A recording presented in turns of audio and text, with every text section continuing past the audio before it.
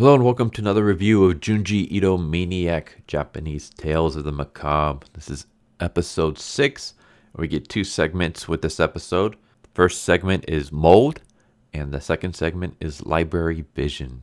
So we'll start off with Mold. So Mold is a story about a guy named Akasaka who has just recently purchased a house, but he's going to leave on a business trip for a year. And so he decides to rent the house to a former teacher. I mean, that's kind of like the basic gist, but let's go into more detail. So Akasaka has just come back home. He's been away for a year, as I just said, and he's having trouble finding the house key. Eventually, he's able to get the door open, and he finds just a bunch of mold and fungus everywhere.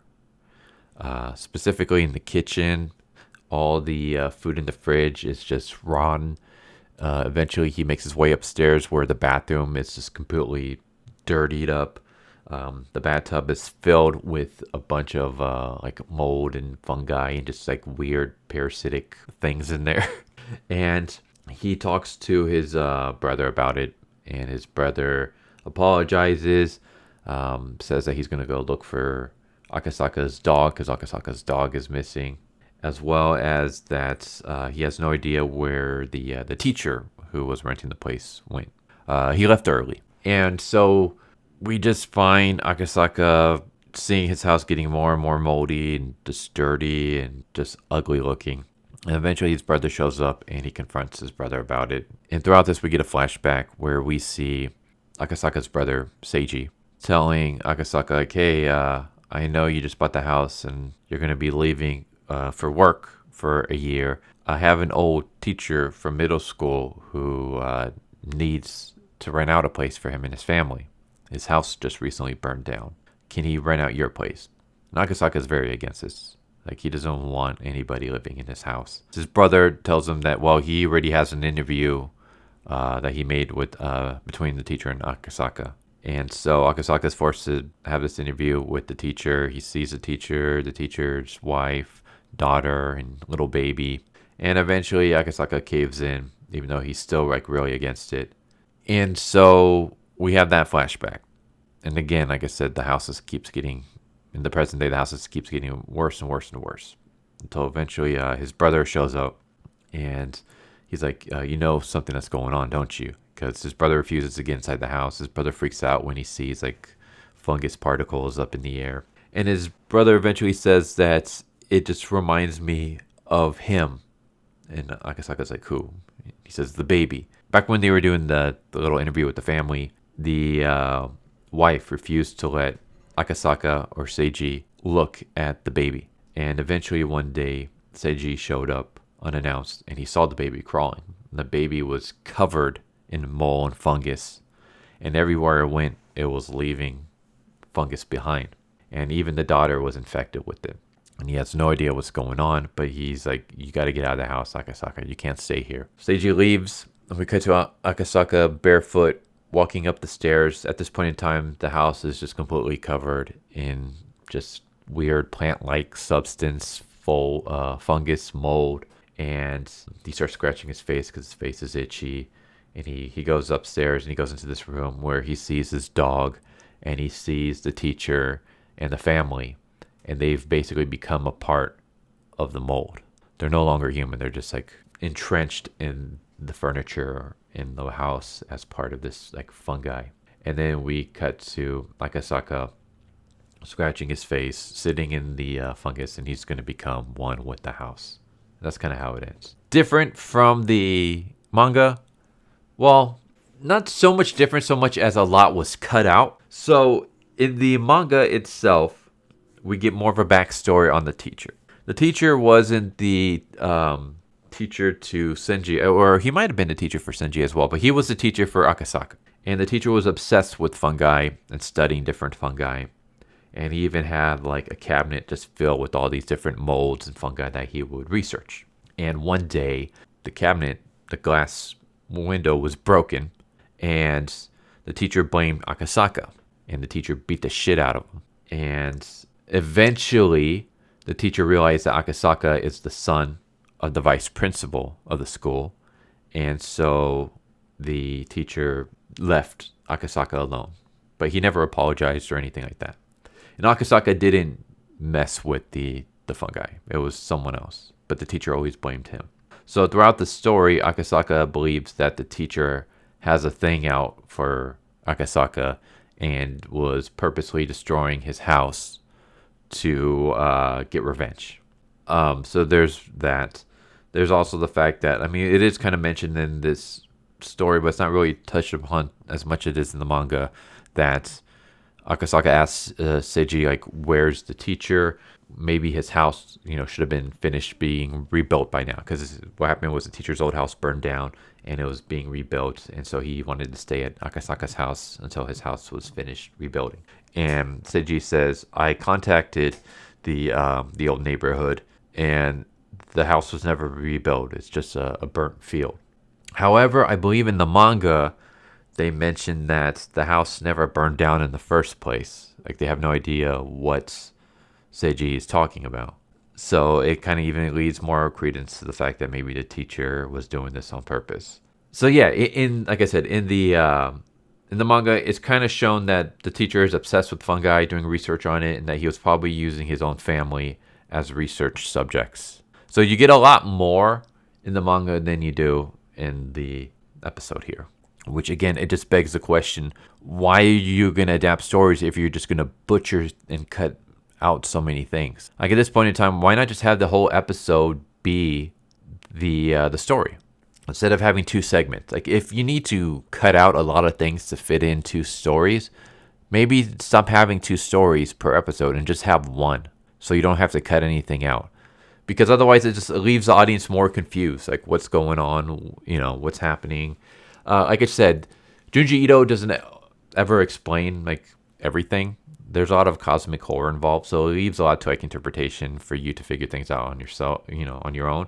But he does leave a lot of like clues and just things that you can interpret. Whereas this episode, it cuts out like all that stuff. So now you're left with even less to work with. So again, I don't understand why you would do this. It would have been better if they just stuck with the story itself and just had the entire episode be the one story. So you don't have to cut things out for the sake of fitting in multiple stories in an episode. But yeah, overall, I enjoyed part of it. I feel like it was a huge wasted opportunity because the story itself is good. I like the story of Mold, but it just, the adaptation, it wasn't really all that great. It could have been so much better. It was faithful in some parts, but it cut out so much, and the parts that it cut out are kind of important to the overall like interpretation of what you get from it. So yeah, I didn't really like that. That was kind of a shame. And then we get our next story, Library Vision, or as the manga story itself is actually called, Library of Illusion. And this is a story that I hated.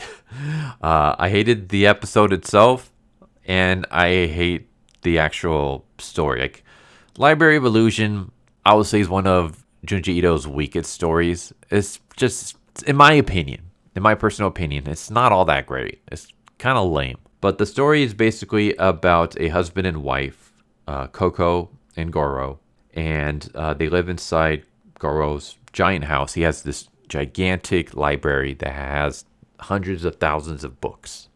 And Goro's like obsessed with this library. It's like passed down to him, and everything is categorized in a certain way. And whenever anything is out of place, he freaks out. And the wife, Coco, is just very apathetic throughout the entire episode. Like, she's very emotional-ish, which was a huge change from the story itself. In fact, even the perspective of characters is different. In the manga, Coco is the main character, and we follow everything through her point of view as she watches her husband descend into madness. In the anime, Goro is the main character, and we just watch his descent into madness through his point of view. But basically, there's this book called Renee, and it disappears, and it was his mother's favorite book. And we get a bit of what happened to his mother. Basically, when he was a small child, his mother left his father for another man, and he's been heartbroken ever since. He's never seen her again. So his only connection to his mother is through the book. And so the book goes missing, and he starts freaking out. And then eventually he sees Renee. Like, he sees like this woman shows up at his door, and it looks exactly like his mother, and she recites to him the entire book of Renee from the very beginning to the very end, word for word. And there's like another book that goes missing. It's the scariest book ever written. It was his father's favorite book. And at night, he gets attacked by this creature that looks kind of like his father, and it recites the entire book to him. And of course, he starts freaking out. And then he starts descending more into madness. Eventually, he no longer is able to find Renee. Like the woman has recited the story to him so many times that he's memorized it, and because he's memorized it, she no longer appears again. And so he decides, I'm going to memorize every single book in this library. And so he starts reading every single book over and over and over again until he starts memorizing everything. And then he starts talking about how, like, I don't know what's going to give up first, my brain, or like, am I going to be able to memorize everything before my brain like is unable to take in any more information? Because it's at the point now where I'm losing my memories because I need to make space for the books.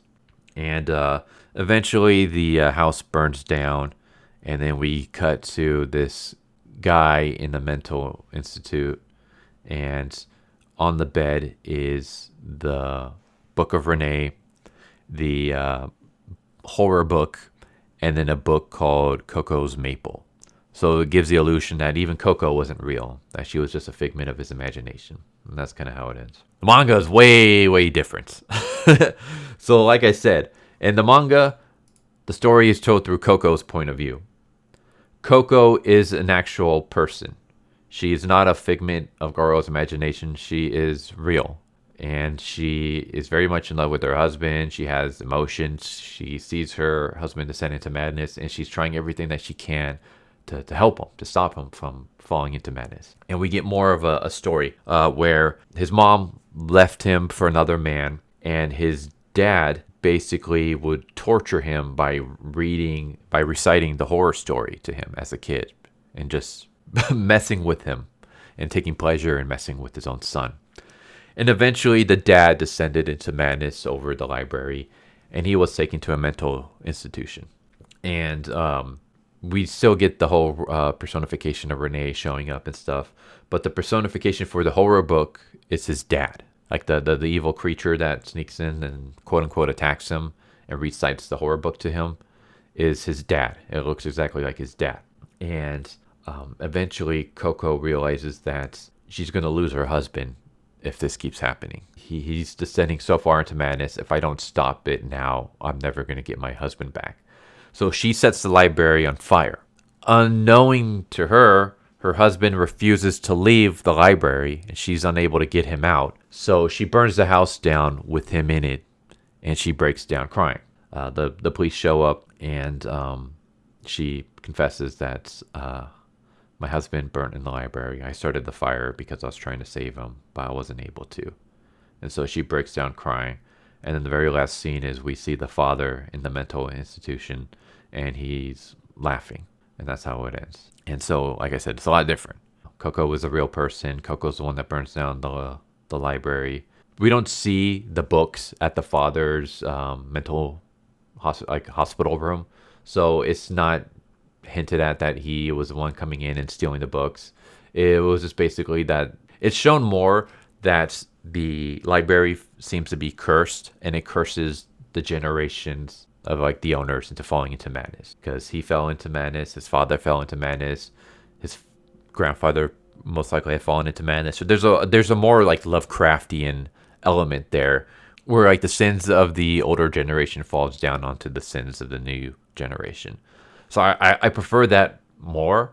Again, I didn't care for the story. Like I found Goro just to be annoying, and Coco wasn't like I can understand her struggles, but she wasn't a strong enough character for me to really like enjoy the story. So I didn't care for the original manga itself, and the anime version is just a lot worse in my opinion. So this episode was kind of a dud overall. It was too many changes in the library vision. Changes I didn't really care for. Like I prefer the original manga version better. It had more of like a Lovecraftian feel, because, like I said, like his descent into madness felt more like a curse on the family, rather than just him seeing everything as illusions and stuff. And I didn't care for how Mold was adapted. The story itself is good. I recommend reading the story itself. The adaptation was weak. They cut out so many things to try to squeeze in 2 stories into 1 episode. And sometimes with Junji Ito, you just can't do that. It would have been a lot better if they just fully adapted Mold, like 1 for 1. Also, I don't know if I can really blame the anime for this, because anime in general falls into this trap. The manga itself, the Mold stories especially, is way creepier and disturbing because the artwork is more graphic, and it doesn't translate too well into the anime. Like the anime, like, yeah, you get the sense that, like, this is like a dirty place covered in mold and fungi and stuff, but it doesn't look as creepy as it does in the original just black and white pages. So yeah, all in all, I kind of didn't care too much for this episode. They butchered the one good story and they adapted a terrible story I didn't care for in the first place and just completely changed it, and not for the better. So this was kind of a dud. I don't know, you tell me if you agree or disagree. But there you go. There's episode 6, Mold and Library Vision. Kind of a shame. Hopefully the next episode will be better. But yeah, hope you enjoyed the video. Hope to see you next time. Take care. Later.